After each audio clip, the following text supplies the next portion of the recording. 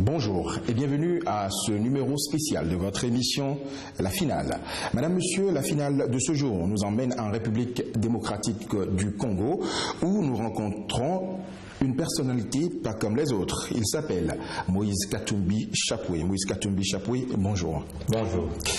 Ancien gouverneur de la province de Katanga en République démocratique du Congo, vous êtes rentré en disgrâce avec le régime du président Joseph Kabila depuis votre démission de la tête de cette province et l'annonce de votre candidature à la présidentielle dans votre pays.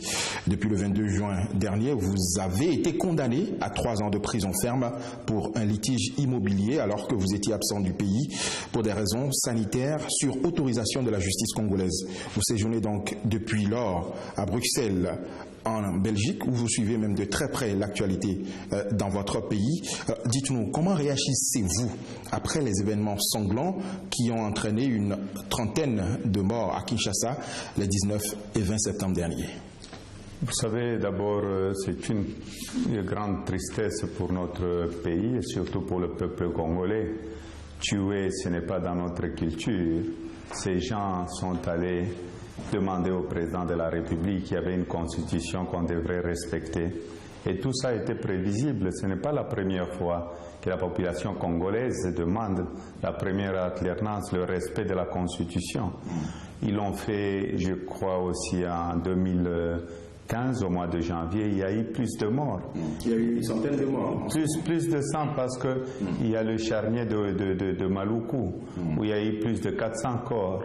Et il y a eu le gouvernement, j'étais avec eux dans la majorité à cette époque-là, le gouvernement parlait de plus ou moins 40 morts. Donc ce n'est pas la première fois, c'était prévisible parce qu'on voulait changer la loi électorale. Je crois que quand on gouverne, on doit être quand même un peu intelligent. On doit comprendre le souci de la population. La population veut la première alternance au pouvoir. Et nous avons donné les 2 mandats au président de la République. Et j'ai dénoncé ça quand j'étais dans la majorité. Mais je condamne fermement ce qui est arrivé. Parce que la population, c'est la même population qui avait voté pour le président de la République, qui avait donné les 2 mandats au président de la République. Vous savez, notre constitution, c'est le fruit d'un consensus. Il y avait le dialogue intercongolais à Sun City. Personne n'avait gagné la guerre. Les Congolais sont allés sur une table, donc négocier. C'était un dialogue intercongolais pour dire voilà, abandonnons la guerre, allons vers la voie de la démocratie. Et c'est triste aujourd'hui de voir qu'on tue parce que on veut la première alternance dans notre pays. Et je crois que ces gens-là, un jour, répondront sur ces crimes-là. Oui, mais quelque part, le pouvoir en place vous accuse d'être derrière cet incident, parce que le mouvement auquel vous appartenez, le rassemblement, c'est le rassemblement justement qui a demandé à la population de sortir dans les rues. Si vous ne l'aviez pas fait, il n'y aurait pas eu de mort. Vous savez, le rassemblement avait demandé l'autorisation pour cette marche pacifique. Et la marche pacifique devrait être encadrée par le policier qui sont allés tirer sur la population. Oui, mais c'est parce qu'il y a eu des débordements aussi. La population a dû agresser les policiers. Ce n'est pas le rôle de la police d'aller tirer sur la population. Ils avaient des gaz lacrymogènes, il n'y avait pas de débordement. Donc tout était planifié. Ce n'est pas la première fois qu'on tue dans notre pays. Au début, je vous ai dit qu'au mois de janvier 2015, ils ont tué aussi. Ils ont tué. Est-ce que Moïse Katumbi était à l'opposition? Je n'étais pas à l'opposition, j'étais dans la majorité. Donc, c'est-à-dire, à cette époque-là, si je comprends bien leurs idées, donc, c'est-à-dire, j'avais financé la police ou l'armée congolaise pour aller tuer la population congolaise. Non. Donc, le gouvernement doit être responsable. Ils ont tué, ils sont responsables. Cette population n'avait pas des armes. Donc, l'opposition ne porte aucune responsabilité? L'opposition ne porte pas de responsabilité parce que c'était une marche pacifique. Mais il y a même des journalistes qui ont été torturés, arrêtés. Je parle de Sonia de RFI et d'autres journalistes qui ont été arrêtés. Sonia aujourd'hui est en train de suivre le soin en France. C'est Moïse Katumbi qui est payé pour qu'on aille torturer Sonia ou tuer cette population congolaise. D'abord, cette population, qu'est-ce qu'elle demandait? Le respect de la Constitution et la première alternance au pouvoir pour que le président Kabila puisse sortir par la grande porte. Moi, je crois, si peut-être on arrive jusqu'à cela aujourd'hui dans notre pays, c'est parce qu'il y a l'impunité. Le rôle de la police ou de l'armée congolaise, ce n'est pas de tuer cette population. Cette population demandait seulement qu'on respecte notre Constitution. Oui, mais ça a toujours été fait. On a toujours tué.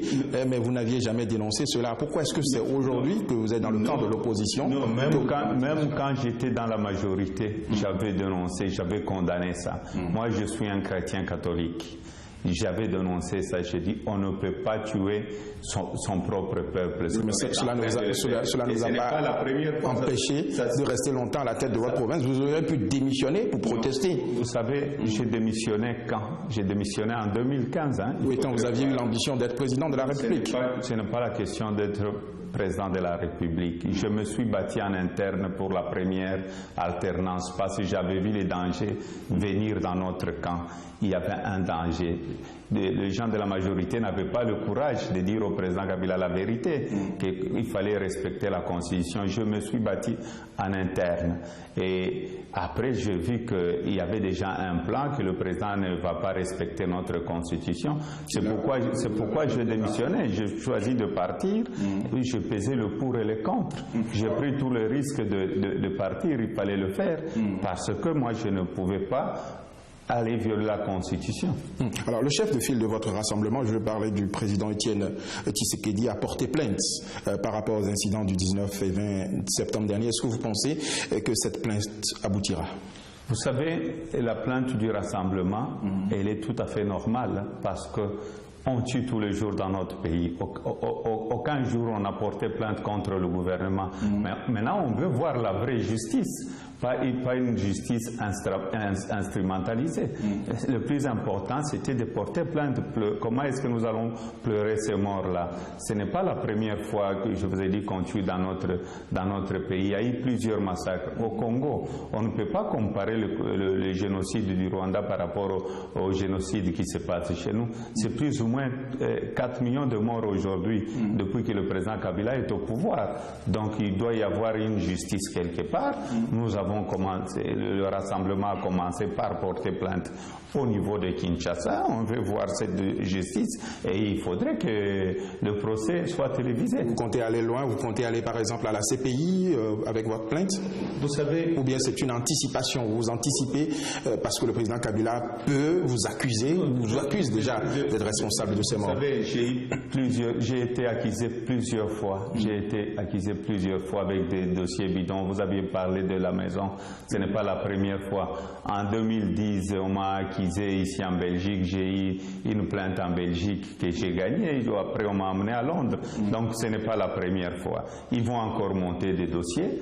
Bon, malheureusement, ils montent de faux dossiers. Et c'est une honte pour la justice congolaise. Vous irez loin maintenant? Vous allez saisir la Cour pénale internationale ou bien une autre juridiction? Nous allons saisir la Cour pénale internationale parce que ce qui se passe dans notre pays, nous ne pouvons pas tolérer. Les gens que nous on est en train de tuer, ce n'est pas des animaux. Mais qui ont tiré sur la foule? C'est la police congolaise. Donc, ils sont responsables. Ils ne doivent pas chercher le bouc émissaire. Le président Kabila est responsable parce que c'est lui le président de la République. Et si on vous parle de Moïse Katumbi, c'est parce que Moïse Katumbi a un bilan dans sa province. Donc, on veut effacer Moïse Katumbi sur la scène politique. Nous allons revenir à votre bilan. Alors, dites-moi, comment est-ce que vous pensez qu'on peut mettre fin à la violence en République démocratique du Congo? Parce que c'est un pays, on a l'impression, qui est habitué à la violence et tout ce qui se passe aujourd'hui, les gens sont habitués et ça se passe comme si de rien n'était. Le peuple congolais, ce n'est pas un peuple violent. Ce que le peuple congolais demande, c'est qu'on respecte son droit, le droit de vote, la démocratie dans notre pays. Parce que vous savez, si le président Kabila avait dit qu'il ne serait pas candidat, qu'il a respecté la Constitution, il n'y aurait pas de marche pacifique. Et il faudrait qu'on forme aussi nos militaires, parce que nos militaires ne sont pas formés, ou les policiers. Il y a une grande partie de nos policiers qui ne sont pas formés. Donc tout ça, c'est avec le prochain gouvernement que les gens, que nous devons former et bien payer. Vous parlez de quel gouvernement? Le gouvernement d'unité nationale qui sera issu du dialogue national? Pas le gouvernement d'union nationale. De toute façon, nous allons respecter la Constitution. Le 19 décembre, le président Kabila ne sera plus président de la Cour constitutionnelle a dit qu'il peut rester en interprétant la Constitution. Vous savez, la Cour constitutionnelle n'est pas au-dessus de la Constitution. Oui, mais elle est la garante de cette Constitution. Elle a interprété la Constitution et autorise le président Kabila à rester. Et ce qu'elle a fait est illégal. La Cour constitutionnelle n'a pas dit qu'on ne puisse pas convoquer l'élection présidentielle dans l'arrêt de la Cour constitutionnelle. Le président Kabila est le garant de la Constitution. Le président Kabila a prêté serment pour son dernier mandat. Et l'élection présidentielle est dans notre Constitution. Donc le plus important pour nous, le 19 décembre, si la Cour constitutionnelle était au-dessus de la Constitution, il n'y aurait pas de mort dans notre pays, parce que les gens sont allés pacifiquement demander que le président puisse respecter la Constitution. Et je crois que nous devons, nous tous, être très vigilants, et surtout la population congolaise. Nous sommes pendant la période où le président Kabila doit commencer, donc le préavis du président Kabila venait de commencer, comme l'a dit le président Tshisekedi, donc le 19 décembre. Là, il sera dans l'illégalité. Oui, ça ne sera pas un président légal. Oui, mais on sait qu'il y a ce blocage-là en vue. C'est pour cela que le facilitateur désigné par l'Union africaine a voulu le dialogue national, le dialogue politique qui a démarré où vous aviez refusé de participer à ce dialogue. Comment est-ce que vous pouvez avoir une solution à cette crise si vous ne vous asseyez pas avec le président Kabila pour discuter? On n'a jamais refusé le dialogue. Vous avez refusé de participer au dialogue politique? On n'a pas refusé, il faut faire la part de choses. Qu'est-ce que vous avez fait? On a demandé le préalable, les conditions. Quand vous allez dans un dialogue, vous avez demandé qu'on libère les prisonniers politiques. On en a libéré quelques-uns. Non, on n'a pas libéré le vrai prisonnier politique. C'est lequel, vous? Non, pas moi. On a libéré plus ou moins 8 prisonniers politiques. Le lendemain, on a incarcéré plus de 100 prisonniers politiques. Mais vous allez au dialogue politique? Non. Il faut faire la part des choses. Dans un dialogue, il y a des conditions qu'on a données, qu'on respecte d'abord le préalable du rassemblement, donc la libération de prisonniers politiques, que le président Kabila déclare officiellement qu'il ne sera pas candidat pour le troisième mandat, et qu'on cesse aussi le poursuite judiciaire. Ce n'est pas seulement moi qui ai poursuivi, il y a d'autres opposants politiques.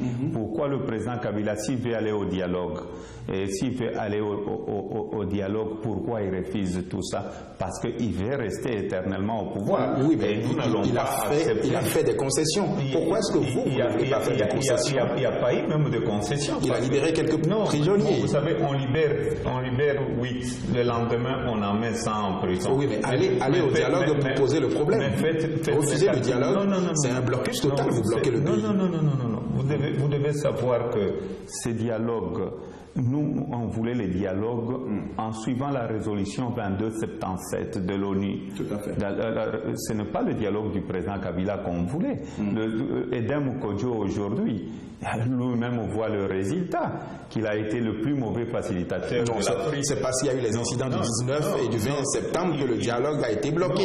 Sinon, le dialogue avançait quand même. Il voit s'il avait fait des concertations, s'il était digne d'être un vrai facilitateur. Il est venu à Bruxelles vous rencontrer. Non, Edem Kodjo ne m'a jamais rencontré. Il a rencontré le rassemblement, le groupe rassemblement. Il a rencontré, on lui a donné des choses, mais il est allé dans la précipitation.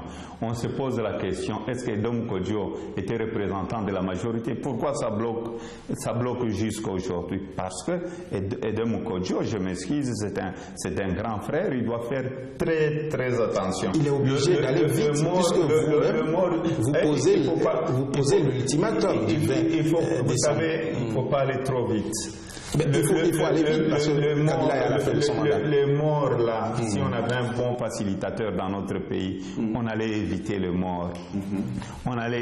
Il allait eu le courage d'aller dire au président Kabila, attention, j'ai lu votre constitution. Est-ce que Edem Kodjo a lu la constitution? Ce n'est pas parce qu'on est facilitateur, on devient au-dessus de tout le monde. Non, il faut écouter. Il faut écouter. Le nonce apostolique l'a dit, il faut un dialogue inclusif. Le rassemblement n'a jamais refusé les dialogues. On a posé des questions tout à fait tellement difficiles pour le pouvoir qu'on a l'impression... Non, ce n'est pas des conditions difficiles. Quand il y a eu la table ronde à Bruxelles, heureusement nous sommes à Bruxelles, Lumumba était en prison pour la table ronde avant l'accession de notre pays à l'indépendance. On avait demandé la libération de Lumumba. Les Belges ont libéré Lumumba. Lumumba est venu assister à la table ronde. Le président Kabila a amnistié les M23 qui ont tué, qui ont violé dans notre propre pays. Ils ont été amnistiés. Mais ces gens, ces prisonniers politiques, le fait de dire seulement non au deuxième mandat du président Kabila, il faut aller en prison. Non, soyons quand même sérieux. Le facilitateur Kodjo pouvait consulter tout le monde. L'Église catholique, combien de fois, pourquoi l'Église catholique est sortie, si c'était un bon dialogue?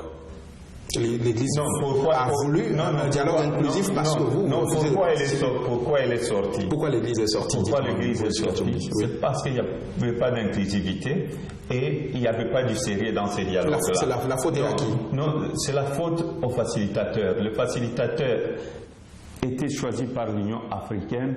Il devait aussi consulter tout le monde. On ne pouvait pas aller dans la précipitation et personne n'était au courant quand il avait annoncé la date. Nous, on savait déjà que là où il est en train de partir, ce n'est pas bon. Vous savez, moi j'ai été gouverneur, j'ai quand même une petite expérience dans ma province. Ce que le facilitateur Kodjo a fait, c'est inacceptable. Aujourd'hui, il a décidé toute la communauté africaine, donc tous les continents africains, les Africains sont très déçus du comportement d'Edem Kodjo. Je vous ai suivi, mais on a l'impression que vous voulez quelque chose et son contraire. Parce que si Edem Kodjo n'avance pas vite, le président Kabila sera à la fin de son mandat et on risque de se retrouver dans un vide constitutionnel. Donc, quelque part, sa précipitation peut se justifier. Non, il ne faudrait pas avancer vite. Vous savez, il faudrait, quand vous avancez, vous savez comment avancer, parce que vous pouvez trébucher. Là, il vient de trébucher. À quoi dessert de courir? Et vous voulez son remplacement, c'est ça? Non. Le problème, nous avons demandé des préalables. Et aujourd'hui, le résultat est là. La communauté internationale nous donne raison. Le peuple congolais nous donne raison. Le peuple africain nous donne raison. Même l'Union africaine nous donne raison. Si réellement le facilitateur Kodjo avait écouté les conseils donnés par le Rassemblement et par le peuple congolais, on aurait un bon dialogue et ça serait une réussite pour lui. Moi, je ne vois pas comment il peut aller à la retraite et mourir en paix avec ce qui est arrivé au Congo. Alors aujourd'hui, malgré tout ce que vous aviez eu à dire, le dialogue a démarré. C'est vrai, aujourd'hui, le dialogue est suspendu, mais cela certainement va reprendre. Est-ce que à la fin, vous accepteriez les conclusions issues de ce dialogue auquel vous n'aviez pas participé? Nous n'allons pas accepter les conclusions de ce dialogue. Nous demandons un deuxième dialogue inclusif. Je crois même le Saint-Père. J'ai vu le président Kabila à Rome hier. Dans le communiqué du Saint-Père, on demande un dialogue inclusif. C'est-à-dire même le pape qui suit la situation dans notre pays a donné des recommandations au président Kabila dans leur communiqué.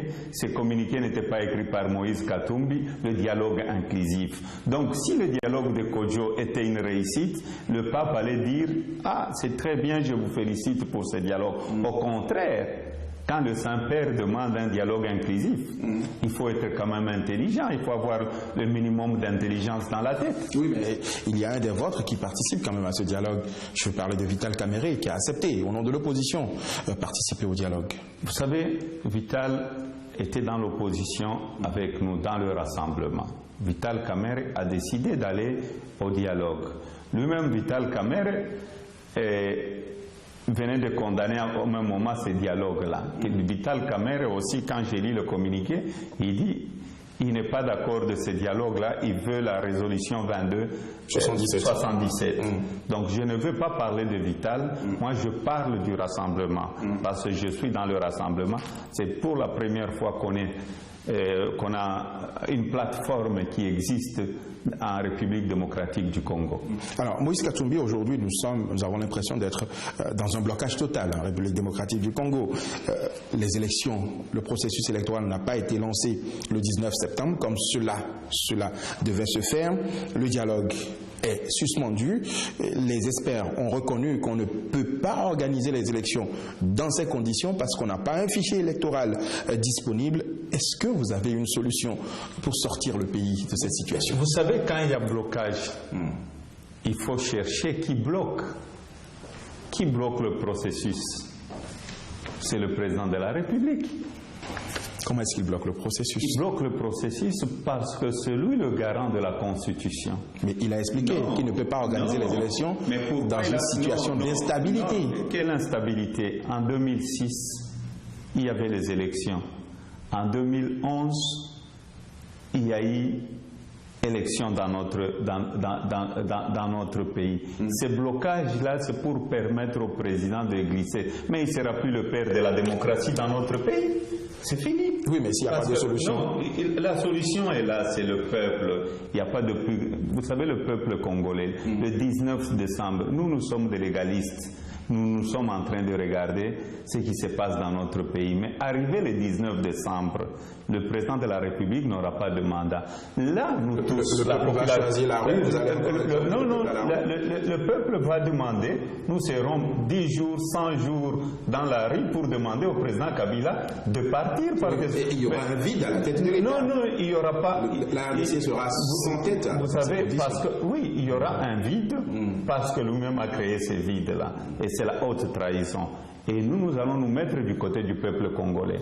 Le peuple congolais veut qu'on puisse savoir qu'on respecte la constitution congolaise. C'est le plus important.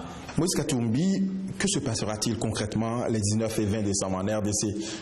Le 20 décembre, le président Kabila ne sera plus président de la République. Parce qu'il y a une constitution que nous devons respecter. Oui, le peuple va récupérer le pouvoir que le peuple a donné au président de la République. Donc le 20 décembre, nous n'allons pas accepter un coup d'État constitutionnel. Alors, mais la Constitution l'autorise, d'après la Cour constitutionnelle, à rester? Non, pas du tout. Je crois que la Cour constitutionnelle, dans l'arrêt de la Cour constitutionnelle, n'a pas interdit à la CENI de ne pas convoquer l'élection présidentielle. La CENI ne peut pas aujourd'hui. La CENI est bloquée aussi. Non, la CENI va constater que le peuple va récupérer le pouvoir le 20 décembre 2016.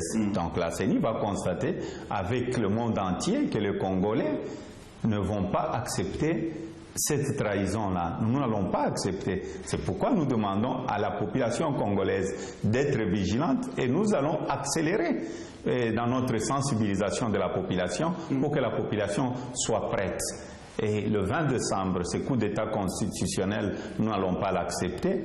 En ce moment-là, nous allons nous mettre devant une table, nous tous, donc la société civile, toutes les plateformes et l'Union africaine pour trouver une solution pour le pays.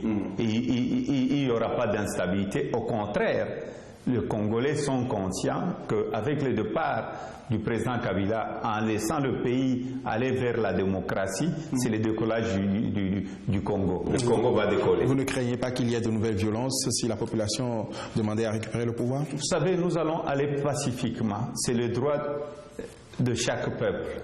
Le peuple a le droit de réclamer la Constitution, qu'on la respecte à la loupe.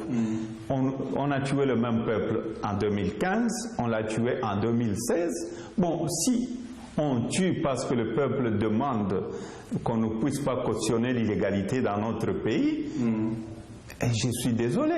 Je demande encore au président Kabila d'organiser les dialogues inclusifs pour éviter tout ça, pour que nous puissions trouver une solution pacifique, comme l'a dit le Saint-Père, pour dire qu'il faudrait un dialogue inclusif. Alors, je crois qu'il est chrétien, le président de la République. Il n'est pas trop tard. Si nous le faisons, parce que nous tous, nous aimons le pays. Nous aimons le pays et nous ne voulons pas aller vers un chaos. Nous voulons que le président puisse sortir par la grande porte et rester au pays. Oui, mais supposons un instant que le 19 décembre, le président Kabila vous dit « Ok, venez, nous allons organiser le dialogue inclusif que vous souhaitez, conformément à la résolution 2217. » Est-ce que vous irez? Vous savez, le 19 décembre, il n'y aura plus de négociation parce que le mandat est terminé. Le président Kabila n'aura même pas le droit de s'adresser au peuple congolais. Il a dit qu'il ne veut pas laisser le Congo dans l'instabilité. Vous savez en tant que père de la nation, il peut enfin accepter vos demandes, justement. Mais qui crée l'instabilité? C'est celui qui veut s'accrocher au pouvoir. Nous ne voulons pas l'instabilité. Le 19 décembre, il n'y aura pas de négociation. Nous pouvons négocier encore, il nous reste 2-3 mois. C'est pourquoi nous proposons, nous tous, le rassemblement, que ce soit l'Union africaine, que ce soit la communauté internationale, à un dialogue inclusif pour éviter les chaos. Parce que là, il est dans la légalité jusqu'au 19 décembre. Arrivé le 20 décembre, il sera comme M. Moïse Katumbi. Il n'aura plus le droit de décider pour le pays. Moïse Katumbi, c'était la première partie de notre émission, la finale. Madame, Monsieur, retrouvez-nous dans quelques instants pour la deuxième partie.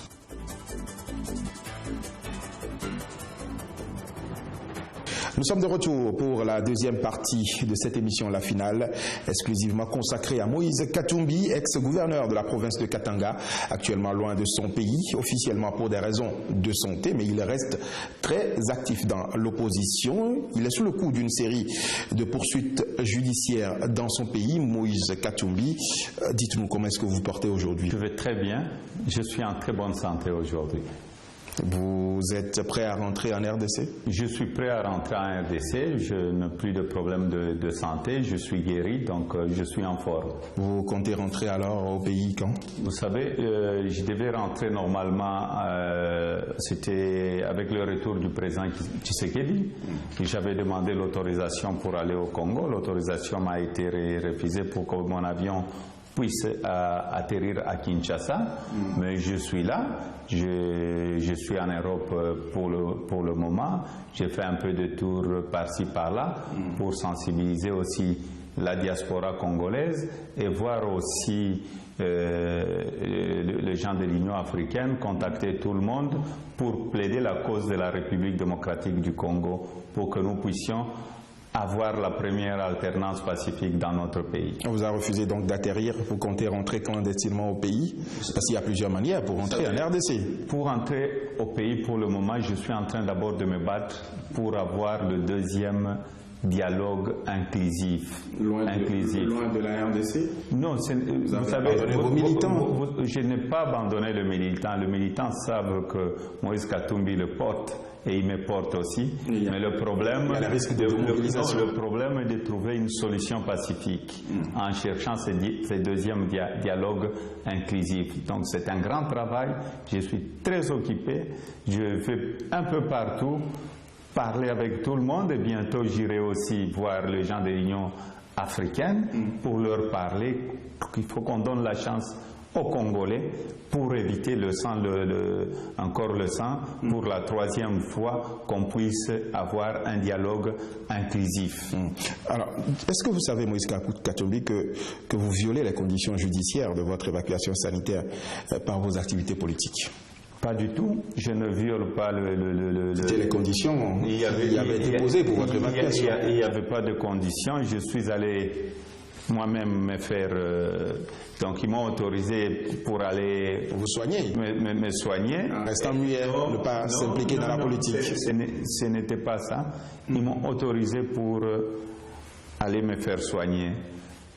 Avec l'autorisation du parquet général et du procureur général. Vous pouvez aller sur Internet, c'était même dans le journal officiel. Ils m'ont autorisé. Après, ils m'ont condamné. Ils m'ont condamné. Ils m'ont autorisé de parler, je dois me défendre avec un faux dossier, dire que Moïse Katumbi a volé un immeuble d'un sujet grec. Heureusement, vous aviez suivi la juge qui m'a condamné, ce qu'elle a dit dans le journal Le Monde. Donc, c'est-à-dire c'était un dossier monté de toutes pièces pour que Moïse Katumbi ne soit pas candidat. C'est la peur. Tous ces dossiers qu'on monte aujourd'hui contre Moïse Katumbi, c'est la peur. Ils connaissent qui est Moïse Katumbi. Oui, mais quelle a été votre partition dans ce dossier justement de litige immobilier?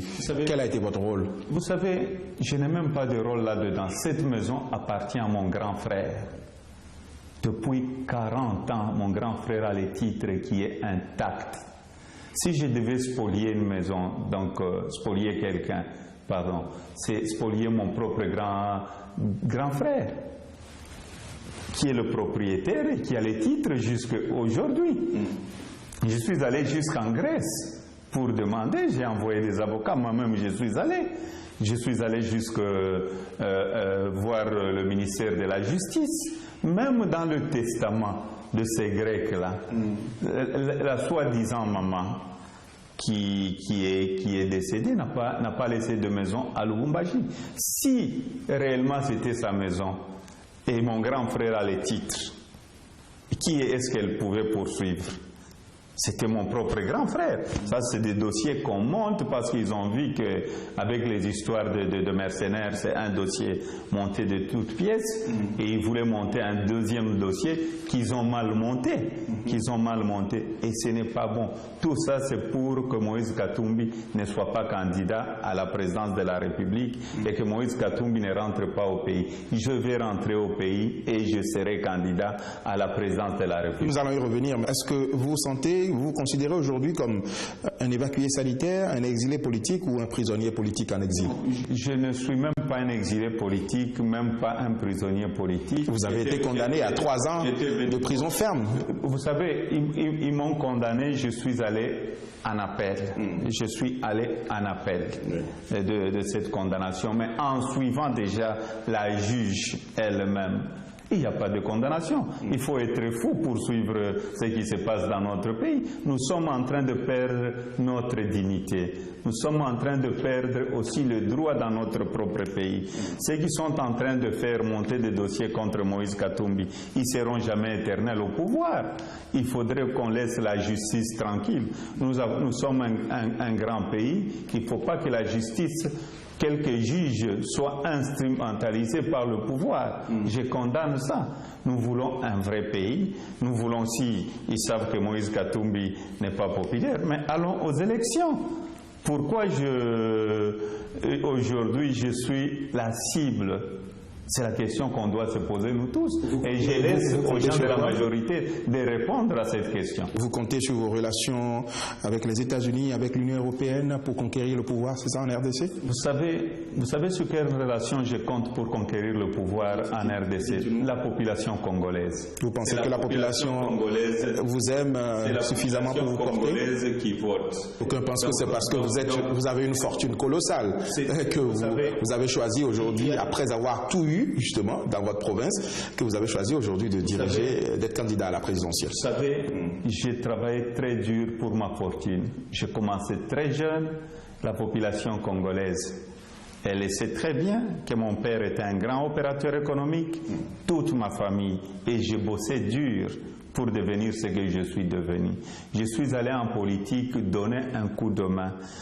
La même province du Katanga, avant que j'arrive comme gouverneur, pourquoi on ne parle pas de cette province qui était devenue la 3e province au niveau du pays, parce qu'elle était devenue 3e contribuable au niveau de notre pays. Mais quand je suis arrivé, 6 mois après, on était la première province pilote de la République. Vous avez utilisé votre flair d'opérateur économique pour exploiter au maximum les ressources du pays.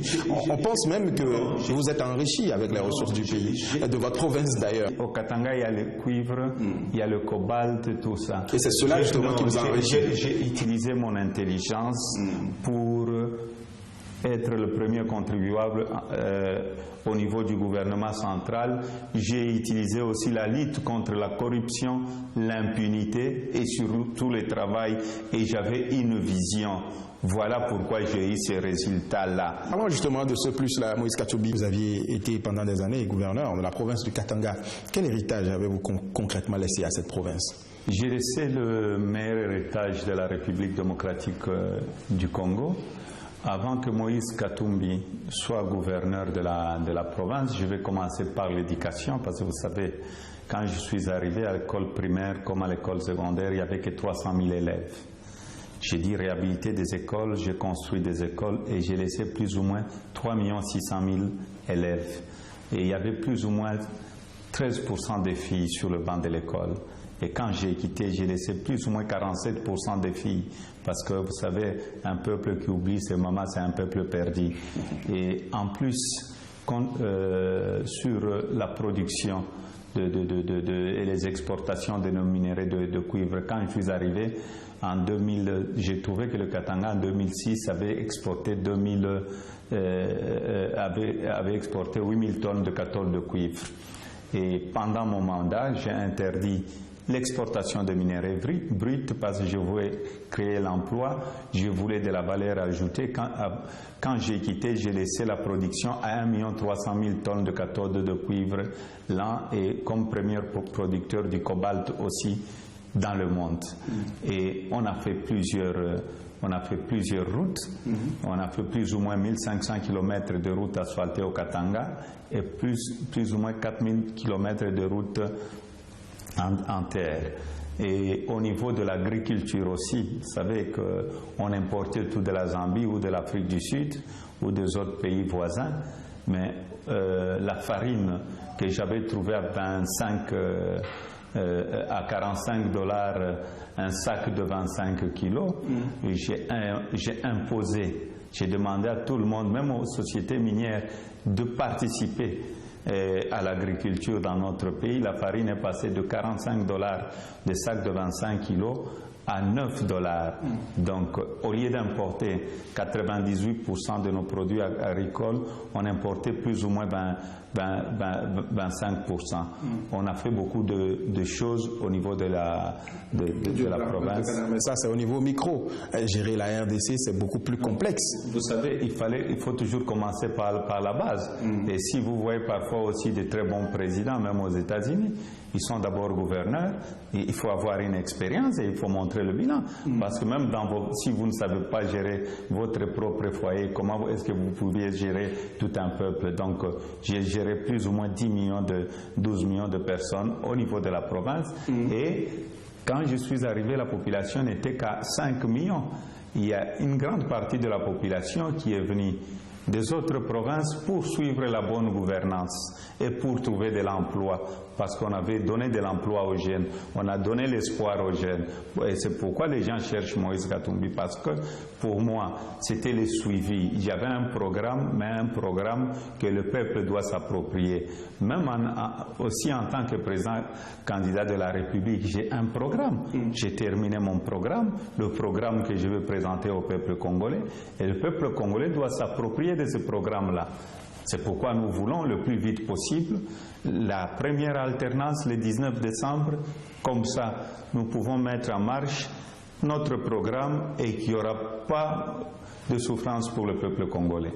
Certains vous accusent d'ingratitude vis-à-vis du président Kabila, parce que c'est grâce à lui que vous avez été gouverneur.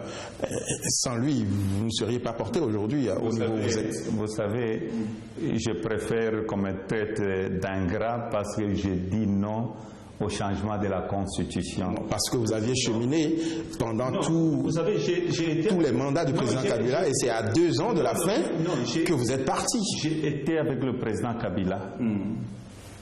Pourquoi j'ai été avec lui? Parce que quand on faisait la campagne référendaire pour accepter notre nouvelle constitution, il fallait respecter la nouvelle Constitution, donc les 2 mandats du président Kabila. Mais moi, je ne sais pas qui est ingrat. Celui qui respecte la Constitution ou celui qui ne le respecte pas. Oui, mais vous avez, mangé dans la même marmite. Non, on a été ensemble. J'ai travaillé avec lui, j'ai dirigé la province du Katanga. Vous devez rester fidèle jusqu'à la fin. Si on devait rester fidèle, c'est respecter la Constitution. Si on ne respecte pas la Constitution, il n'y a plus de fidélité. Parce que, en tant que conseiller, quand j'étais gouverneur, c'était de dire au président, attention, on ne peut pas franchir la ligne rouge qui est notre Constitution. Moi, je crois les ingrats, c'est ces gens qui sont restés pour violer notre propre Constitution. Ma conscience est tranquille. Ma conscience est tranquille parce que je sais qu'on doit respecter notre Constitution. Si, dans la majorité, il y avait la bonne volonté de respecter la Constitution, j'allais rester dans cette majorité-là, parce qu'on aurait évité tout ce qui est arrivé en 2015, les morts de 2015 et les morts de 2016. Je souligne très bien, en 2015, j'étais avec la majorité. Et c'est des choses que j'ai dit en interne, que j'ai dénoncées. Au mois de décembre 2015, j'avais parlé du 3e faux penalty pour dire que le peuple n'allait pas accepter le 3e faux penalty. J'étais dans la majorité et le président Kabila était à Lubumbashi. J'ai dit qu'on n'allait pas accepter le 3e faux penalty, donc le changement de la Constitution. Donc, je reste correct avec moi-même. C'est certainement donc de là que vos problèmes ont commencé. Moïse Katumbi, vous n'avez donc pas bénéficié de la grâce présidentielle souhaitée par votre rassemblement pour décrisper l'atmosphère politique en RDC comme vous l'avez souhaité. Comment est-ce que vous comptez faire aujourd'hui pour maintenir votre candidature à la présidentielle alors que vous êtes loin de la RDC? Vous savez, je reste candidat, je n'ai rien fait et ma conscience est tranquille. Oui, mais un capitaine qui est loin de sa troupe. Non, c'est des procès bidons. Si je suis loin de ma troupe, c'est pour trouver des solutions pour mon peuple, pour le peuple congolais, pour qu'on puisse avoir le 2e dialogue où il y aura inclusivité. S'il y a un dialogue inclusif, ce jour-là, je vais rentrer au pays. Si on décidait par exemple d'organiser aujourd'hui les élections avec l'ancien fichier électoral, vous n'êtes pas au pays, vous ne pourrez pas participer. Mais vous savez, je vais rentrer. Ce que nous cherchons, on vous empêche de rentrer. Non, ce que nous cherchons, c'est quoi? Mais je vais rentrer parce que je n'ai rien fait. Clandestinement, c'est ça? Pas clandestinement, je suis sorti par la grande frontière et je rentrerai par la grande frontière.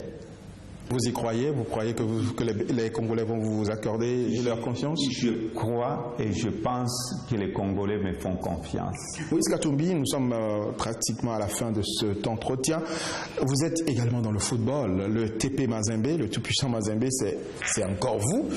Un club qui marche bien et d'ailleurs même en finale de la CAF, malgré votre exil politique. Quel est votre secret? Vous savez, c'est le travail, c'est la discipline. Mais ce qui est fort dommage aujourd'hui, le TP Mazembe, c'est un club orphelin. Aujourd'hui, on ne peut pas montrer le match. Vous avez la chance au Burkina Faso de voir le tout-puissant Mazembe à la télévision. Mais le peuple congolais n'a pas ces droits-là dans notre pays. Or, le plus grand ambassadeur aujourd'hui de la République démocratique du Congo, c'est le tout-puissant Mazembe. Mais c'est son équipe à lui. Même le jour qu'il ne sera plus président de la République, toutes les équipes du Congo sont les équipes de Congolais. Aujourd'hui, Mazembe n'a pas le droit, même pas une minute. Et c'est une honte. Et tout ça révolte la population congolaise qui souffre aujourd'hui, qui n'a pas de quoi manger, qui ont difficile à payer le Minerval de leurs enfants, qui n'ont pas de l'argent pour payer les soins médicaux, un peuple affamé. La moindre chose, de leur donner un fils que 90 minutes de joie pour voir leur équipe jouer, vous privez cette équipe. Non, on n'est pas en train de priver Moïse Katumbi, on est en train de priver le peuple congolais. Pourquoi ils sont allés même plus loin à ne pas montrer les images de Mazembe? C'est la peur qu'ils ont de Moïse Katumbi. Moïse Katumbi, nous sommes pratiquement à la fin de cet entretien. Vous avez certainement un mot de fin. Le mot de la fin, d'abord, c'est les condoléances au peuple congolais avec ce qui est arrivé, on a tué des innocents qui réclamaient la fin du mandat du président Kabila, le respect de la Constitution. Mes condoléances au peuple congolais. Je sais que la lutte est longue, mais Dieu bénira un jour ce pays et nous sommes très reconnaissants parce qu'ils sont tombés pacifiquement. Ils sont tombés pacifiquement et nous allons continuer à être vigilants. Donc je demande la vigilance au peuple congolais, de sensibiliser toute la population congolaise. Le 19 décembre, le peuple va récupérer son pouvoir qu'il a donné au président de la République. Que Dieu bénisse la République démocratique du Congo. Merci Moïse Katumbi Chapoué. Madame, Monsieur, c'était la finale avec Moïse Katumbi Chapoué, ex-gouverneur de la province du Katanga, opposant politique, candidat à la présidentielle dans son pays. Merci de nous avoir suivis et très bonne suite de programme sur SICA.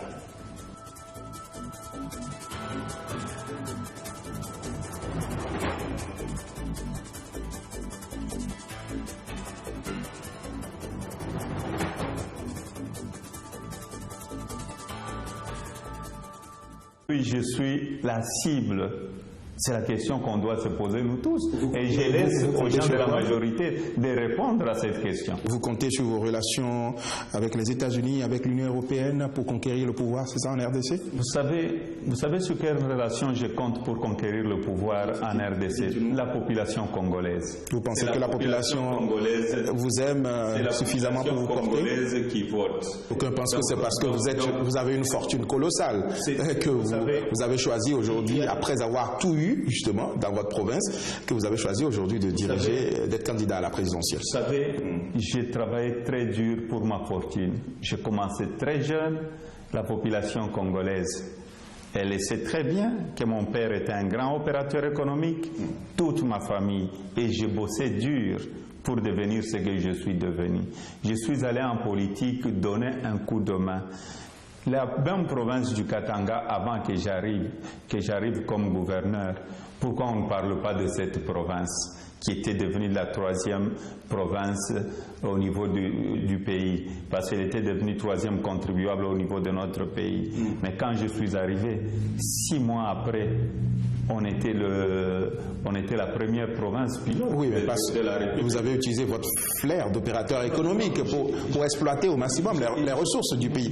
On pense même que vous êtes enrichi avec les ressources du pays, de votre province d'ailleurs. Au Katanga, il y a le cuivre, il y a le cobalt, tout ça. Et c'est cela justement qui vous a enrichi. J'ai utilisé mon intelligence pour être le premier contribuable au niveau du gouvernement central. J'ai utilisé aussi la lutte contre la corruption, l'impunité et surtout le travail. Et j'avais une vision. Voilà pourquoi j'ai eu ces résultats-là. Parlons justement de ce plus-là, Moïse Katumbi. Vous aviez été pendant des années gouverneur de la province du Katanga. Quel héritage avez-vous concrètement laissé à cette province? J'ai laissé le meilleur héritage de la République démocratique du Congo. Avant que Moïse Katumbi soit gouverneur de la province, je vais commencer par l'éducation, parce que vous savez, quand je suis arrivé à l'école primaire comme à l'école secondaire, il n'y avait que 300 000 élèves. J'ai dit réhabiliter des écoles, j'ai construit des écoles et j'ai laissé plus ou moins 3 600 000 élèves. Et il y avait plus ou moins 13% des filles sur le banc de l'école. Et quand j'ai quitté, j'ai laissé plus ou moins 47% des filles. Parce que vous savez, un peuple qui oublie ses mamans, c'est un peuple perdu. Et en plus, sur la production et les exportations de nos minerais de cuivre, quand je suis arrivé, en 2000, j'ai trouvé que le Katanga en 2006 avait exporté 8000 tonnes de cathode de cuivre. Et pendant mon mandat, j'ai interdit l'exportation de minerais bruts parce que je voulais créer l'emploi, je voulais de la valeur ajoutée. Quand j'ai quitté, j'ai laissé la production à 1 300 000 tonnes de cathode de cuivre l'an et comme premier producteur du cobalt aussi dans le monde. Et on a fait plusieurs routes. On a fait plus ou moins 1500 km de routes asphaltées au Katanga et plus ou moins 4000 km de routes en terre. Et au niveau de l'agriculture aussi, vous savez qu'on importait tout de la Zambie ou de l'Afrique du Sud ou des autres pays voisins. mais la farine que j'avais trouvée à 45 $, un sac de 25 kilos, j'ai imposé, j'ai demandé à tout le monde, même aux sociétés minières, de participer à l'agriculture dans notre pays. La farine est passée de 45 $, des sacs de 25 kilos, à 9 $. Donc, au lieu d'importer 98% de nos produits agricoles, on importait plus ou moins 25%. On a fait beaucoup de choses au niveau de la province. Mais ça, c'est au niveau micro.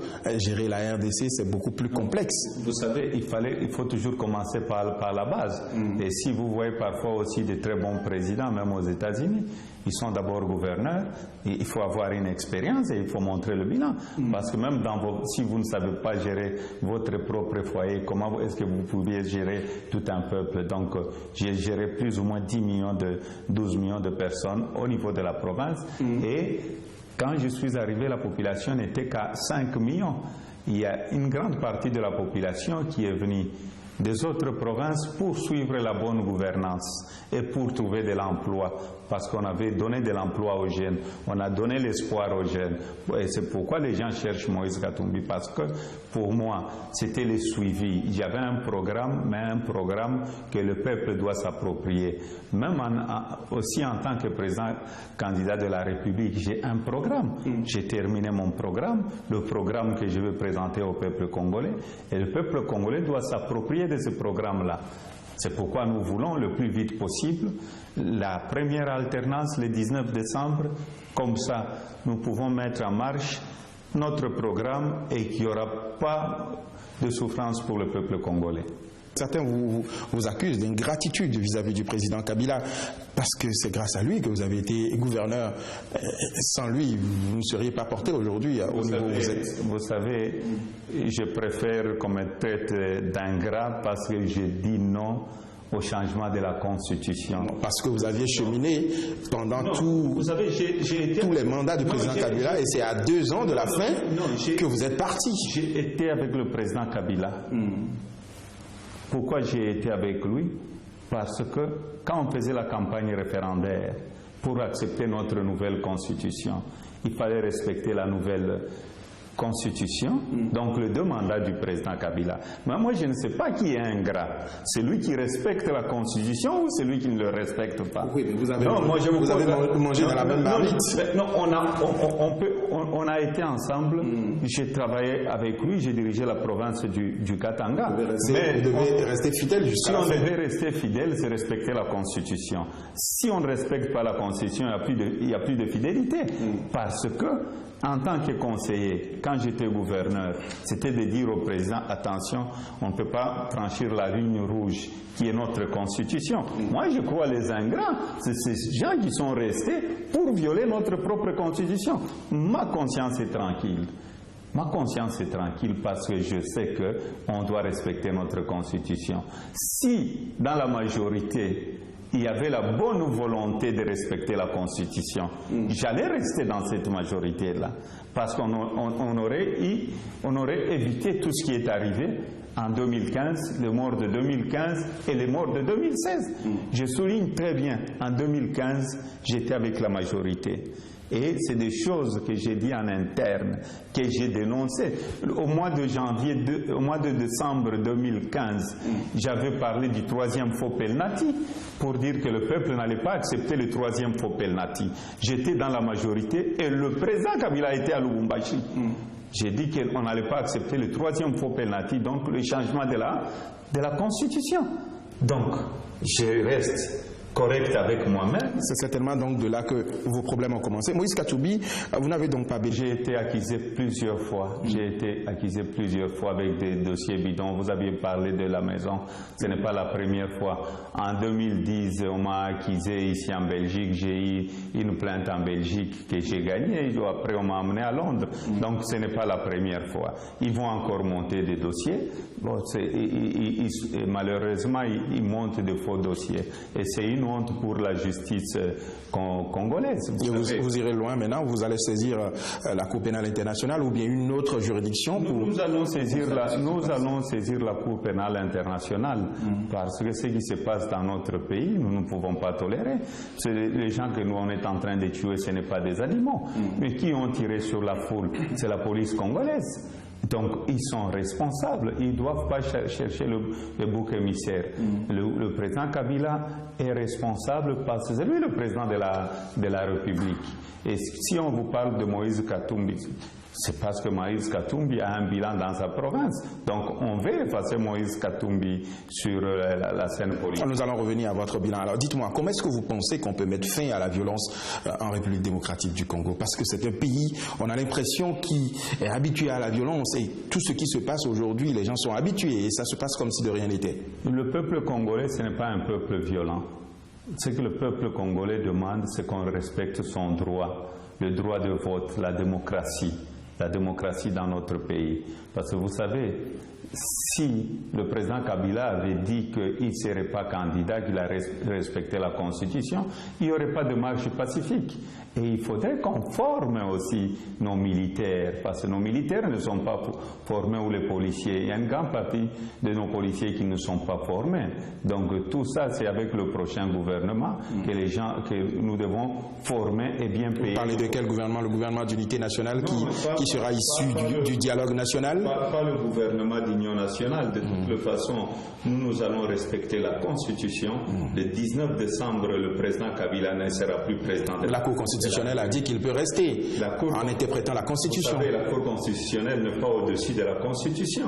Oui, mais elle est la garante de cette Constitution. Elle a interprété la Constitution et autorise le président Kabila à rester. Et ce qu'elle a fait est illégal. La Cour constitutionnelle n'a pas dit qu'on ne puisse pas convoquer l'élection présidentielle dans l'arrêt de la Cour constitutionnelle. Le président Kabila est le garant de la Constitution. Le président Kabila a prêté serment pour son dernier mandat. Et l'élection présidentielle est dans notre Constitution. Donc le plus important pour nous, le 19 décembre, si la Cour constitutionnelle était au-dessus de la Constitution, il n'y aurait pas de mort dans notre pays. Parce que les gens sont allés pacifiquement demander que le président puisse respecter la Constitution. Et je crois que nous devons, nous tous, être très vigilants, et surtout la population congolaise. Nous sommes pendant la période où le président Kabila doit commencer, donc le préavis du président Kabila venait de commencer, comme l'a dit le président Tshisekedi. Donc le 19 décembre, là, il sera dans l'illégalité. Oui, ça ne sera pas un président légal. Oui, mais on sait qu'il y a ce blocage-là en vue. C'est pour cela que le facilitateur désigné par l'Union africaine a voulu le dialogue national, le dialogue politique qui a démarré où vous aviez refusé de participer à ce dialogue. Comment est-ce que vous pouvez avoir une solution à cette crise si vous ne vous asseyez pas avec le président Kabila pour discuter?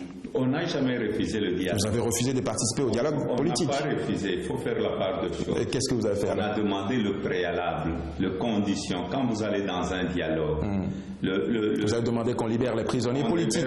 On en a libéré quelques-uns. Non, on n'a pas libéré le vrai prisonnier politique. C'est lequel, vous? Non, pas moi. Pas moi. On a libéré plus ou moins 8 prisonniers politiques. Le lendemain, on a incarcéré plus de 100 prisonniers politiques. Mais pour aller au dialogue? Non. Il faut faire la part de choses. Dans un dialogue, il y a des conditions qu'on a données, qu'on respecte d'abord le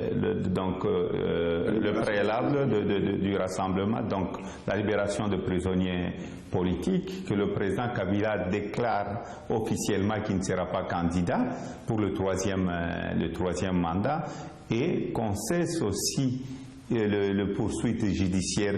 Ce n'est pas seulement moi qui ai poursuivi, il y a d'autres opposants politiques.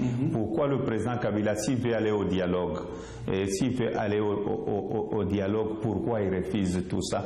Parce qu'il veut rester éternellement au pouvoir. Oui, mais il a fait des concessions. Pourquoi est-ce que vous n'avez pas fait des concessions? Il n'y a pas eu même de concessions. Il a libéré quelques prisonniers. Vous savez, on libère 8. Le lendemain, on en met 100 en prison. Oui, mais aller au dialogue pour poser le problème. Refuser le dialogue, c'est un blocus total, vous bloquez le pays. Non. Vous devez savoir que ces dialogues, nous, on voulait les dialogues en suivant la résolution 2277 de l'ONU. Tout à fait. Ce n'est pas le dialogue du président Kabila qu'on voulait. Edem Kodjo aujourd'hui, lui-même voit le résultat, qu'il a été le plus mauvais facilitateur de l'Afrique. C'est parce qu'il y a eu les incidents du 19 et du 20 septembre que le dialogue a été bloqué. Sinon, le dialogue avançait quand même. Il voit s'il avait fait des concertations, s'il était digne d'être un vrai facilitateur. Il est venu à Bruxelles vous rencontrer. Non, Edem Kodjo ne m'a jamais rencontré. Il a rencontré le rassemblement, le groupe rassemblement. Il l'a rencontré, on lui a donné des choses. Mais il est allé dans la précipitation.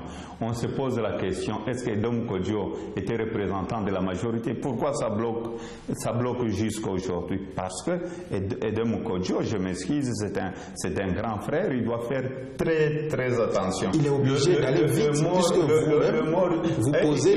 vous posez l'ultimatum. Vous savez, il ne faut pas aller trop vite.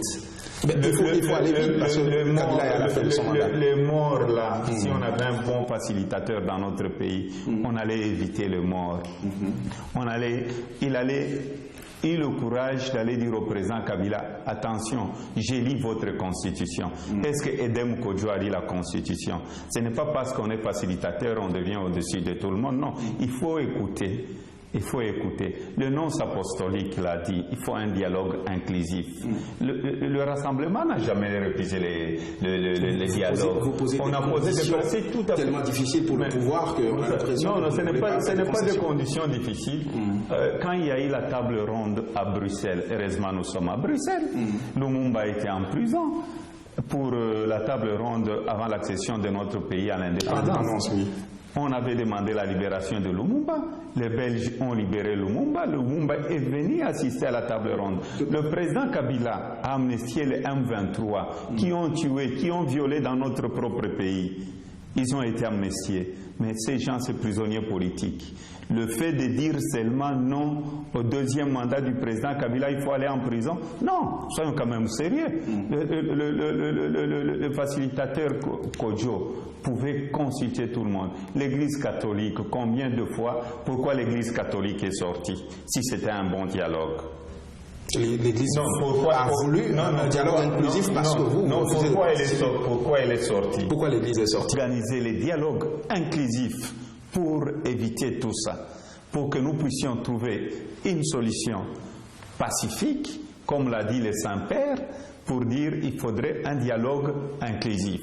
Je crois qu'il est chrétien, le président de la République. Il n'est pas trop tard. Si nous le faisons, parce que nous tous, nous aimons le pays. Nous aimons le pays et nous ne voulons pas aller vers un chaos. Nous voulons que le président puisse sortir par la grande porte et rester au pays. Oui, mais supposons un instant que le 19 décembre, le président Kabila vous dit « Ok, venez, nous allons organiser le dialogue inclusif que vous souhaitez, conformément à la résolution 2217. » Est-ce que vous irez? Vous savez, le 19 décembre, il n'y aura plus de négociation parce que le mandat est terminé.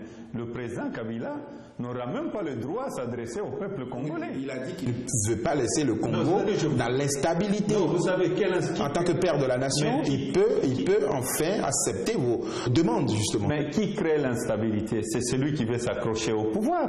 Nous ne voulons pas l'instabilité. Le 19 décembre, il n'y aura pas de négociation.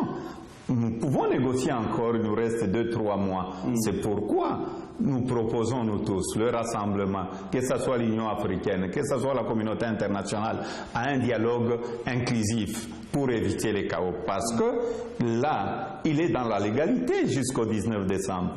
Arrivé le 20 décembre, il sera comme M. Moïse Katumbi. Il n'aura plus le droit de décider pour le pays. Moïse Katumbi, c'était la première partie de notre émission, la finale. Madame, Monsieur, retrouvez-nous dans quelques instants pour la deuxième partie.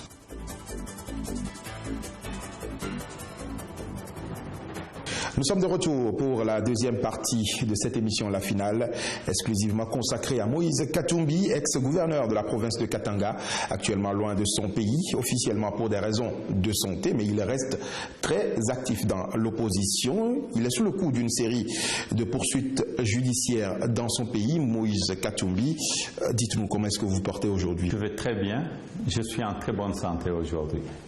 Vous êtes prêt à rentrer en RDC? Je suis prêt à rentrer en RDC, je n'ai plus de problème de santé, je suis guéri, donc je suis en forme. Vous comptez rentrer alors au pays quand?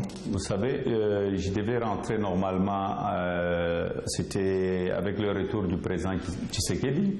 J'avais demandé l'autorisation pour aller au Congo, l'autorisation m'a été refusée pour que mon avion puisse atterrir à Kinshasa, mais je suis là, je suis en Europe pour le moment, j'ai fait un peu de tour par-ci par-là pour sensibiliser aussi la diaspora congolaise et voir aussi les gens de l'Union africaine, contacter tout le monde pour plaider la cause de la République démocratique du Congo pour que nous puissions avoir la première alternance pacifique dans notre pays. On vous a refusé donc d'atterrir, vous comptez rentrer clandestinement au pays? Parce qu'il y a plusieurs manières pour rentrer en RDC. Pour rentrer au pays, pour le moment, je suis en train d'abord de me battre pour avoir le deuxième dialogue inclusif. Loin de la RDC? Non, vous savez, vos militants. Je n'ai pas abandonné le militant. Le militant savent que Moïse Katumbi le porte et il me porte aussi. Mais le problème, le problème est de trouver une solution pacifique en cherchant ce deuxième dialogue inclusif. Donc c'est un grand travail. Je suis très occupé. Je vais un peu partout parler avec tout le monde et bientôt j'irai aussi voir les gens de l'Union africaine pour leur parler qu'il faut qu'on donne la chance aux Congolais pour éviter encore le sang, pour la troisième fois qu'on puisse avoir un dialogue inclusif. Alors, est-ce que vous savez, Moïse Katumbi, que vous violez les conditions judiciaires de votre évacuation sanitaire par vos activités politiques? Pas du tout, je ne viole pas C'était les conditions qui avaient été posées pour votre évacuation. Il n'y avait pas de conditions, je suis allé moi-même me faire... donc ils m'ont autorisé pour aller... Vous soigner? Me soigner. En restant muet, ne pas s'impliquer dans la politique. Ce n'était pas ça. Ils m'ont autorisé pour aller me faire soigner. Avec l'autorisation du parquet général et du procureur général. Vous pouvez aller sur Internet, c'était même dans le journal officiel. Ils m'ont autorisé. Après, ils m'ont condamné. Ils m'ont condamné. Ils m'ont autorisé de parler. Je dois me défendre avec un faux dossier. Dire que Moïse Katumbi a volé un immeuble d'un sujet grec. Heureusement, vous aviez suivi la juge qui m'a condamné, ce qu'elle a dit dans le journal Le Monde. Donc, c'est-à-dire c'était un dossier monté de toutes pièces pour que Moïse Katumbi ne soit pas candidat. C'est la peur. Tous ces dossiers qu'on monte aujourd'hui contre Moïse Katumbi, c'est la peur. Ils connaissent qui est Moïse Katumbi. Oui, mais quelle a été votre partition dans ce dossier justement de litige immobilier? Quel a été votre rôle? Vous savez, je n'ai même pas de rôle là-dedans. Cette maison appartient à mon grand frère. Depuis 40 ans, mon grand frère a le titre qui est intact. Si je devais spolier une maison, donc spolier quelqu'un, pardon, c'est spolier mon propre grand frère, qui est le propriétaire et qui a les titres jusqu'à aujourd'hui. Je suis allé jusqu'en Grèce pour demander, j'ai envoyé des avocats, moi-même je suis allé.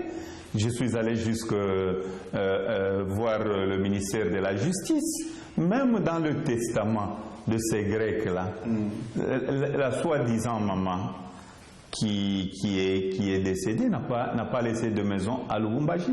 Si réellement c'était sa maison, et mon grand frère a les titres, qui est-ce qu'elle pouvait poursuivre?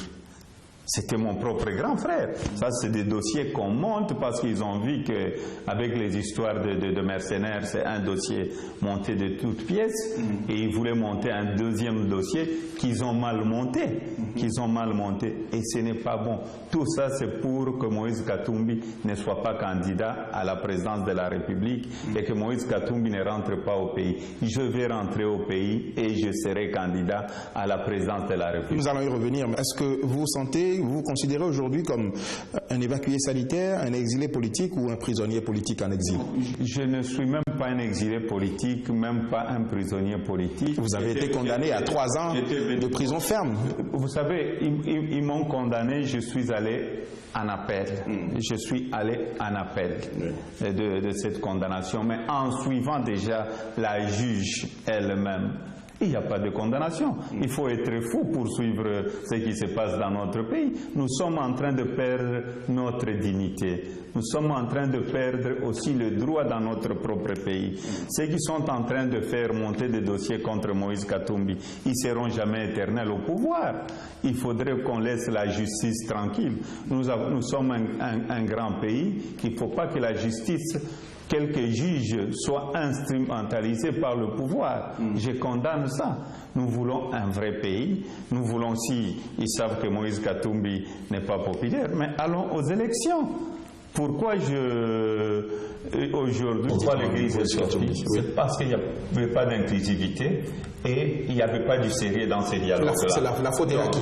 Non, c'est la faute au facilitateur. Le facilitateur était choisi par l'Union africaine. Oui. Il devait aussi consulter tout le monde. On ne pouvait pas aller dans la précipitation et personne n'était au courant quand il avait annoncé la date. Nous, on savait déjà que là où il est en train de partir, ce n'est pas bon. Vous savez, moi j'ai été gouverneur, j'ai quand même une petite expérience dans ma province. Ce que le facilitateur Kodjo a fait, c'est inacceptable. Aujourd'hui, il a décidé toute la communauté africaine, donc tout le continent africain, les Africains sont très déçus du comportement d'Edem Kodjo. Je vous ai suivi, mais on a l'impression que vous voulez quelque chose et son contraire. Parce que si Edem Kodjo n'avance pas vite, le président Kabila sera à la fin de son mandat et on risque de se retrouver dans un vide constitutionnel. Donc, quelque part, sa précipitation peut se justifier. Non, il ne faudrait pas avancer vite. Vous savez, il faudrait, quand vous avancez, vous savez comment avancer, parce que vous pouvez trébucher. Là, il vient de trébucher. À quoi dessert de courir? Et vous voulez son remplacement, c'est ça? Non. Le problème, nous avons demandé des préalables. Et aujourd'hui, le résultat est là. La communauté internationale nous donne raison.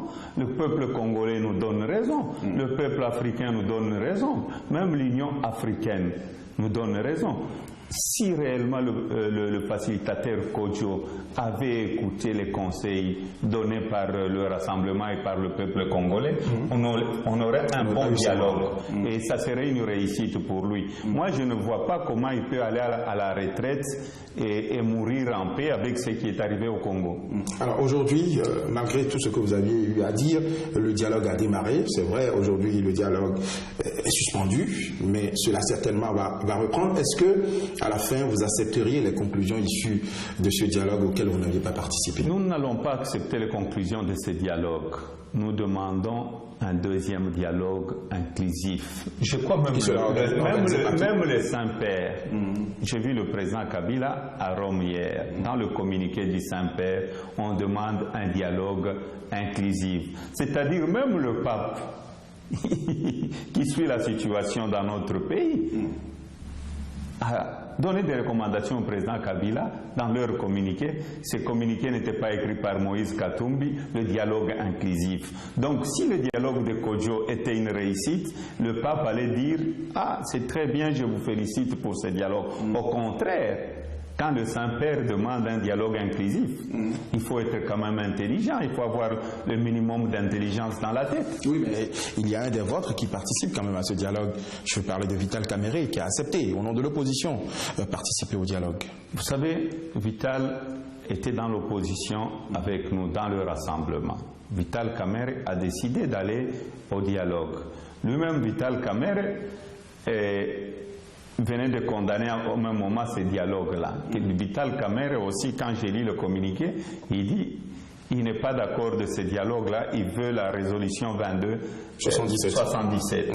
Donc je ne veux pas parler de Vital, moi je parle du rassemblement, parce que je suis dans le rassemblement.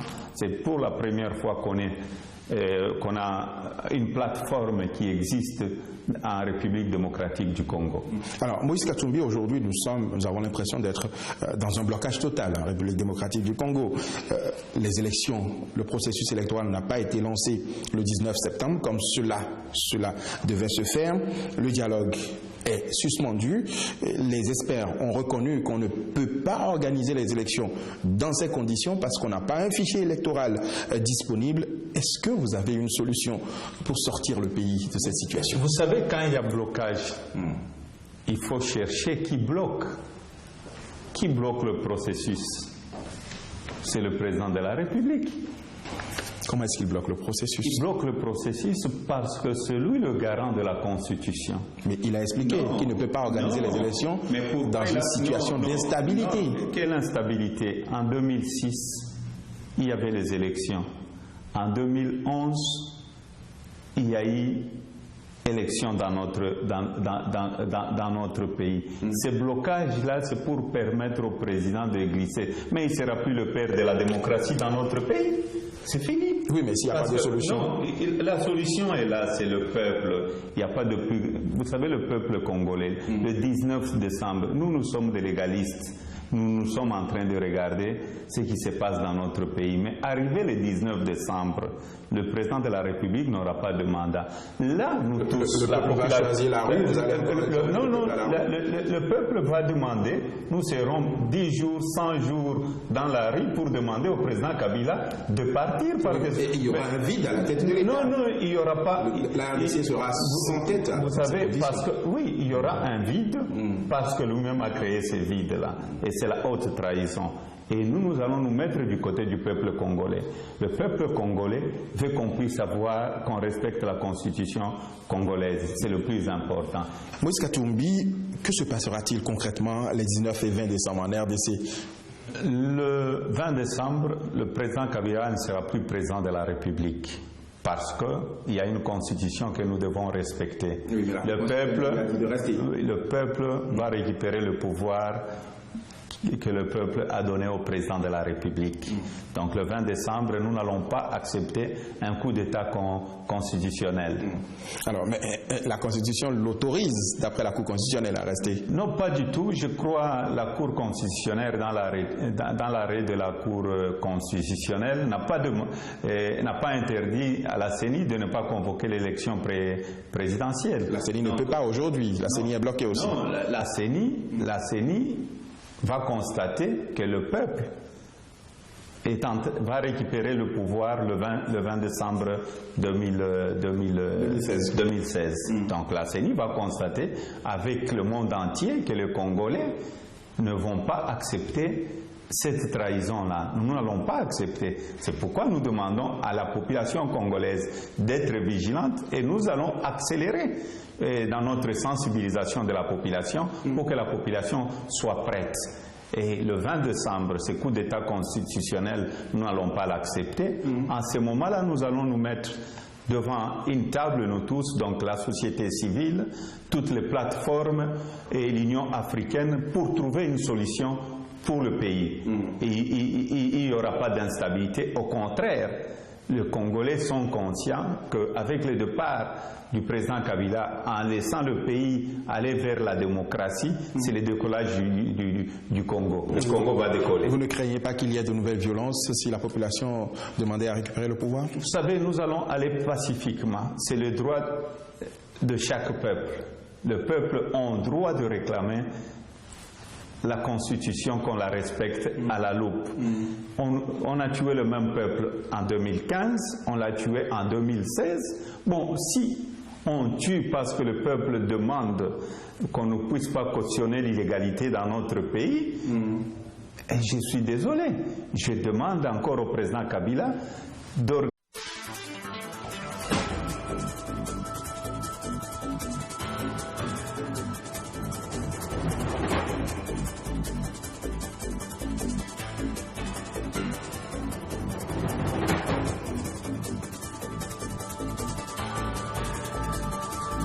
Bonjour et bienvenue à ce numéro spécial de votre émission La Finale. Madame, Monsieur, la finale de ce jour nous emmène en République démocratique du Congo où nous rencontrons une personnalité pas comme les autres. Il s'appelle Moïse Katumbi Chapoué. Moïse Katumbi Chapoué, bonjour. Bonjour. Ancien gouverneur de la province de Katanga en République démocratique du Congo, vous êtes rentré en disgrâce avec le régime du président Joseph Kabila depuis votre démission de la tête de cette province et l'annonce de votre candidature à la présidentielle dans votre pays. Depuis le 22 juin dernier, vous avez été condamné à 3 ans de prison ferme pour un litige immobilier alors que vous étiez absent du pays pour des raisons sanitaires sur autorisation de la justice congolaise. Vous séjournez donc depuis lors à Bruxelles, en Belgique, où vous suivez même de très près l'actualité dans votre pays. Dites-nous, comment réagissez-vous après les événements sanglants qui ont entraîné une trentaine de morts à Kinshasa les 19 et 20 septembre derniers? Vous savez, d'abord, c'est une grande tristesse pour notre pays et surtout pour le peuple congolais. Tuer, ce n'est pas dans notre culture. Ces gens sont allés demander au président de la République qu'il y avait une constitution qu'on devrait respecter. Et tout ça était prévisible. Ce n'est pas la première fois que la population congolaise demande la première alternance, le respect de la constitution. Ils l'ont fait, je crois, aussi en 2015, au mois de janvier. Il y a eu plus de morts. Il y a eu une centaine de morts. Plus de 100 parce qu'il y a le charnier de Maluku, où il y a eu plus de 400 corps. Et il y a eu le gouvernement, j'étais avec eux dans la majorité à cette époque-là, le gouvernement parlait de plus ou moins 40 morts. Donc ce n'est pas la première fois, c'était prévisible parce qu'on voulait changer la loi électorale. Je crois que quand on gouverne, on doit être quand même un peu intelligent. On doit comprendre le souci de la population. La population veut la première alternance au pouvoir et nous avons donné les 2 mandats au président de la République et j'ai dénoncé ça quand j'étais dans la majorité, mais je condamne fermement ce qui est arrivé parce que la population, c'est la même population qui avait voté pour le président de la République, qui avait donné les 2 mandats au président de la République.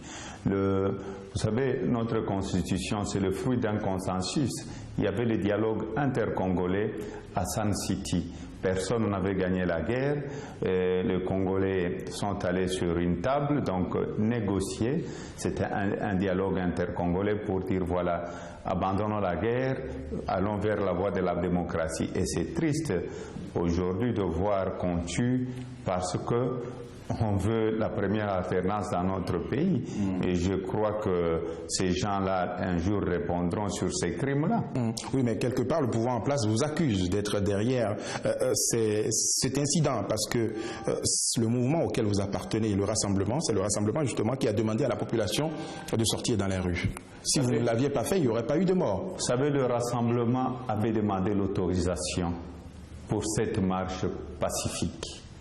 Et la marche pacifique devrait être encadrée par le policier qui sont allés tirer sur la population. Oui, mais c'est parce qu'il y a eu des débordements aussi. La population a dû agresser les policiers. Ce n'est pas le rôle de la police d'aller tirer sur la population. Ils avaient des gaz lacrymogènes, il n'y avait pas de débordement. Donc tout était planifié. Ce n'est pas la première fois qu'on tue dans notre pays.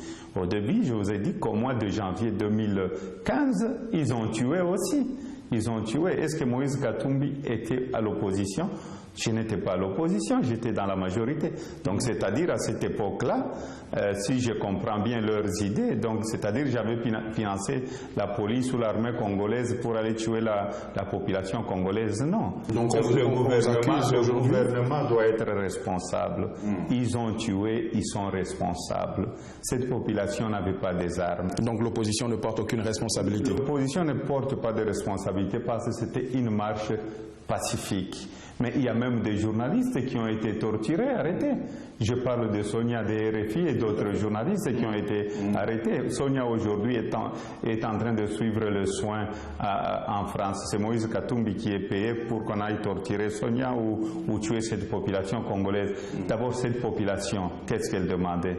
le respect de la Constitution et la première alternance au pouvoir pour que le président Kabila puisse sortir par la grande porte. Moi, je crois, si peut-être on arrive jusqu'à cela aujourd'hui dans notre pays, c'est parce qu'il y a l'impunité. Le rôle de la police ou de l'armée congolaise, ce n'est pas de tuer cette population. Cette population demandait seulement qu'on respecte notre Constitution. Oui, mais ça a toujours été fait. On a toujours tué. Mais vous n'aviez jamais dénoncé cela. Pourquoi est-ce que c'est aujourd'hui que vous êtes dans le camp de l'opposition? Non, même quand j'étais dans la majorité, j'avais dénoncé, j'avais condamné ça. Moi, je suis un chrétien catholique. J'avais dénoncé ça, j'ai dit on ne peut pas tuer son propre peuple. Mais cela ne nous a pas empêché de rester longtemps à la tête de votre province. Vous auriez pu démissionner pour protester. Vous savez, j'ai démissionné quand? J'ai démissionné en 2015. Hein. Oui, quand vous aviez eu l'ambition d'être président de la République. Ce n'est pas la question d'être président de la République. Je me suis battu en interne pour la première alternance parce que j'avais vu les dangers venir dans notre camp. Il y avait un danger. Les gens de la majorité n'avaient pas le courage de dire au président Kabila la vérité, qu'il fallait respecter la Constitution. Je me suis battu en interne. Et après, j'ai vu qu'il y avait déjà un plan, que le président ne va pas respecter notre Constitution. C'est pourquoi je démissionnais. J'ai choisi de partir. Je pesais le pour et le contre. J'ai pris tous les risques de partir. Il fallait le faire parce que moi, je ne pouvais pas aller violer la Constitution. Alors, le chef de file de votre rassemblement, je veux parler du président Étienne Tshisekedi, a porté plainte par rapport aux incidents du 19 et 20 septembre dernier. Est-ce que vous pensez que cette plainte aboutira? Vous savez, la plainte du rassemblement, elle est tout à fait normale parce que on tue tous les jours dans notre pays. Aucun jour on a porté plainte contre le gouvernement. Mais maintenant, on veut voir la vraie justice. Pas une justice instrumentalisée. Le plus important, c'était de porter plainte. Comment est-ce que nous allons pleurer ces morts-là? Ce n'est pas la première fois que je vous ai dit qu'on tue dans notre pays. Il y a eu plusieurs massacres. Au Congo, on ne peut pas comparer le génocide du Rwanda par rapport au génocide qui se passe chez nous. C'est plus ou moins 4 millions de morts aujourd'hui depuis que le président Kabila est au pouvoir. Donc il doit y avoir une justice quelque part. Nous avons commencé, le rassemblement a commencé par porter plainte au niveau de Kinshasa. On veut voir cette justice et il faudrait que le procès soit télévisé. Vous comptez aller loin? Vous comptez aller par exemple à la CPI avec votre plainte? Vous savez, ou bien c'est une anticipation? Vous anticipez parce que le président Kabila peut vous accuser, ou vous accuse déjà d'être responsable de ces morts? Vous savez, j'ai eu plusieurs